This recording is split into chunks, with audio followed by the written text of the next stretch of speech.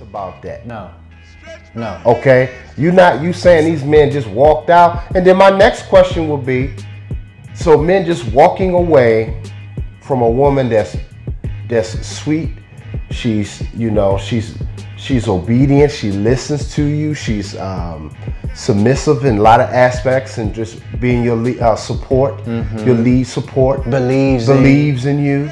So you just he came home one day and say, I'm tired of that shit. So fuck this shit. Fuck that. That's just too much. I'm leaving. Yeah, I'm not buying that story. They need to stop that talking point. Yeah, bitch. That the man just abandoned. No, they not. Bitch, you too in pocket. Nah, Right. I'm out of this in pocket. I mean, I'm out of this bitch. You just too in pocket. This is a fairy tale. And I'm tired of women using that, because all the men, and even in my situations, that has never been the case. I don't know any men to just walk away. No. I've never known of any of them to just leave, vanish.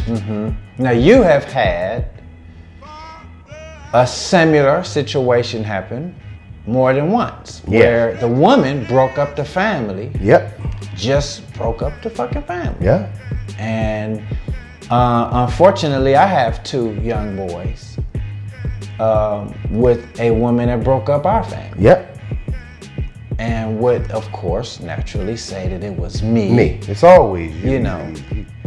Always blame the black man. Yeah. When all else failed, Yeah. you point at him. Just point at him, and the white man will agree with you. Right. But so, how do you think that this stress and this depression that a lot of our women are under affects their ability to be good, nurturing mothers to our kids? Oh man, that's a deep question. I think in a lot of aspects, I do believe it affects a lot, even when they even have the child, I believe. And it just came to me. I believe even just through the milk, if they breastfeed, I think a lot of that spirit and energy is pumped through early on. Yeah. Infant stages. I truly believe that. Yeah. We never really talked about that. But as I'm sitting here thinking, I think it's fed right then and there. And I believe also that it plays out in a lot of ways through that child. And especially if you have a boy. Oh yes. Because I'm gonna tell you this, the flip side of what I was telling you about my son. Right.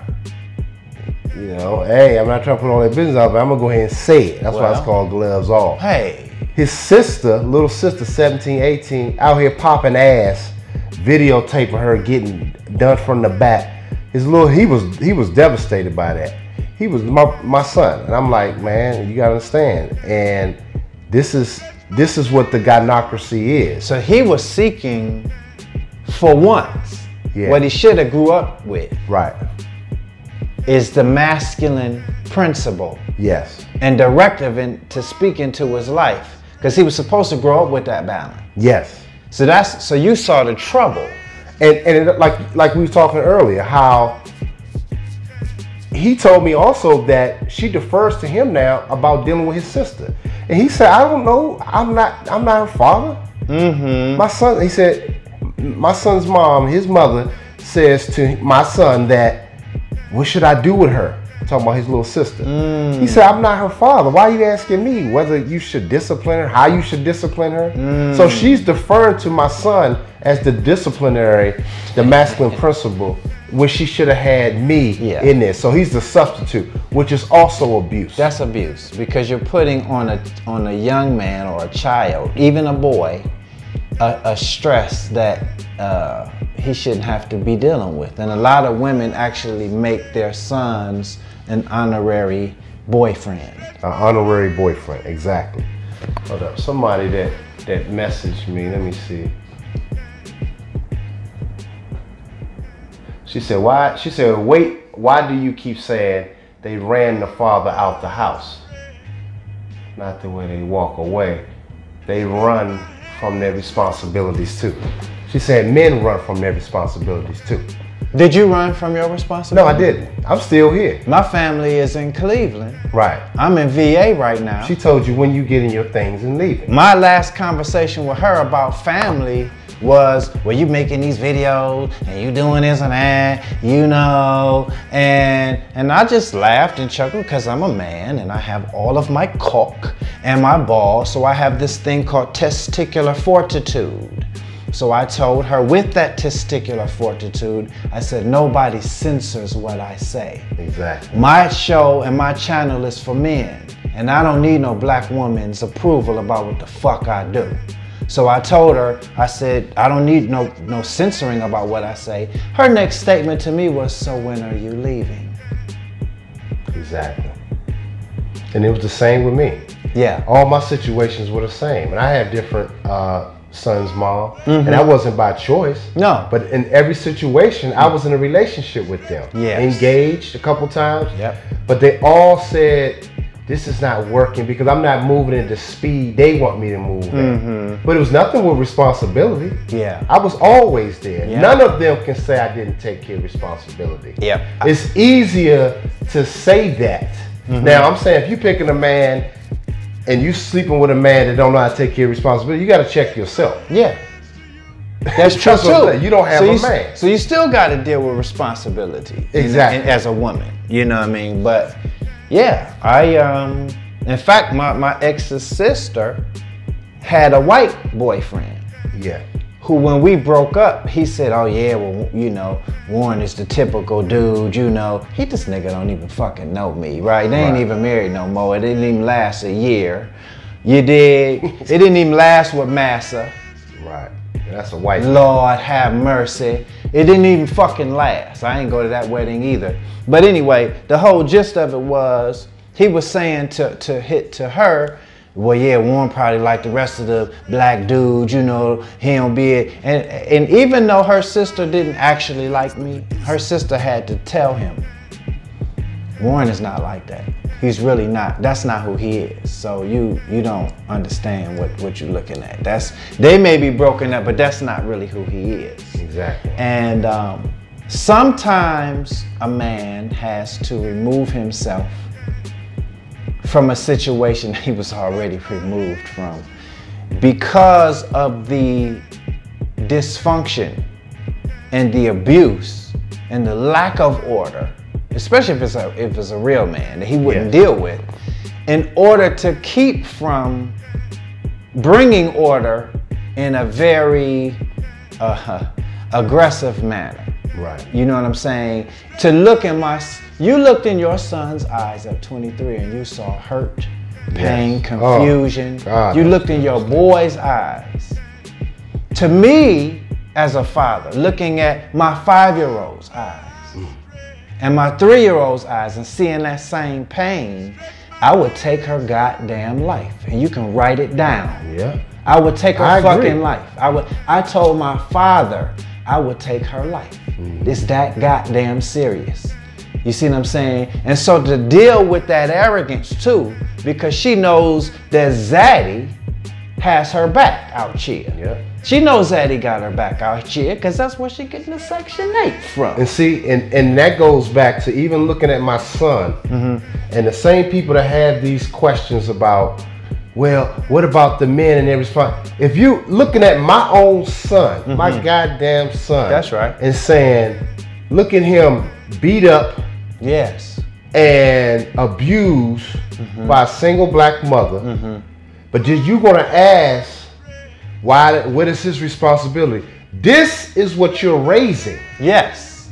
You're raising these boys to be like this. Yes. Then you're complaining about the product that you're raising. Yes, it doesn't make sense. It doesn't make sense. No. So I'm saying, from all the other things I talk about, guarding your womb and all these things that T.I. is doing, because you do not want your sons going through this turmoil and then turn around. If you have a daughter, you do not want your daughter taking in that type of energy. No. That was really stemmed from the single black mother. Yes.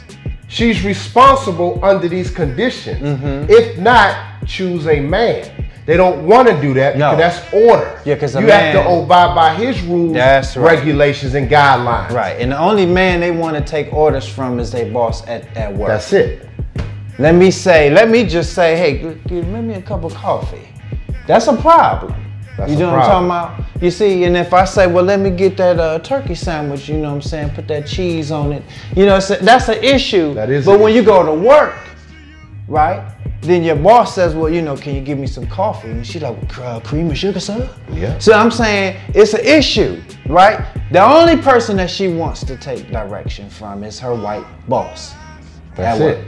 But to let her man try to even just ask for just fundamental things, it's a fucking problem. Mm-hmm. So if the man is in the house and he represents order, which I do, you could take 100 black women and put them in a line and let me be rich enough to have all of them as wives. Yeah. That's 100 households, and I'm gonna be the head of every single one of them because I know my position. And just like I told my ex, I don't need you to validate my position. God already validated me. Yeah. I don't need you for that. We went earlier this year to the African American History Museum in DC. And while in that museum, there was an exhibit that actually showed, and anybody could come to DC and check it out. It was an exhibit that actually showed that the black mother was emotionally disconnected from her children when she had them. Yes. And the exhibit showed that she had to be emotionally disconnected from her children because, for starters, she knew that they was going to take them away. Absolutely. Put them in a different plantation, whatever. But there's a deeper level that the exhibit did not say. And that's why the white man brought the black woman here to begin with. And nobody wants to deal with that. Nobody wants to deal with that. She was not brought here to be a nurturing mother to black children. She was brought here to be a comfort woman, a ghetto gagger, if you like, for the white man. And she was brought here to be a procreator of slaves with black men. In the household, or cottage, or shed, the white man placed her over you and I as the mistress of the house. Not a loving wife or a loving mother. So she had deference in that cottage, the same way that your baby mothers and my baby mother, they have deference because the master already, she wasn't brought here to be a nurturer to our kids. She doesn't understand that. She was brought here to create slaves. And that's a hard pill for them to actual swallow. This is the facts. But it's the facts. She wasn't brought here for that. No. Where she's taking on the same role as today. Now, it's the same thing. Let me speak on the flip side. Nobody's casting a stone at her for how the system was set up. I realize that women respond to environment. So the environment that she was placed in was such that she had to be lord over you and I. And this whole thing about calling 911 on the black man started on the plantation. Because if you and I started getting a little bass in our voice with her, she would run tell that. And master would come into that cottage or shed and he said, now boy, you listen to what she said now. You walking a thin line now. You know what I'm saying? And I might get some lashes or what have you. You see what I'm saying?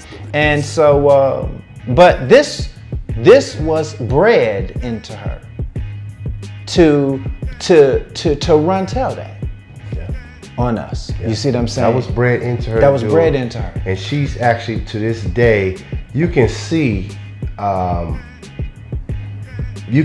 it even just having a conversation.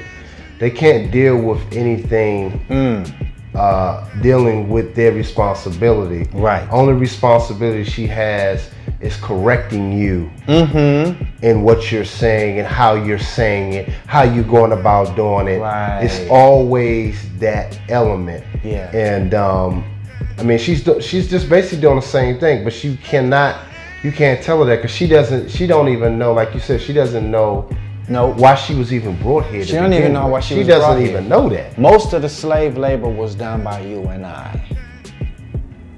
75 to 90% of the physical labor was done by the men. Yeah. It wasn't until after slavery was abolished that they brought her over here in droves to procreate slaves, because it's cheaper to grow them than it is to buy them. Basically a farm. So if you got a farm, basically a slave farm, and you just start shipping sisters over here, she can procreate babies, and it don't cost mass or nothing.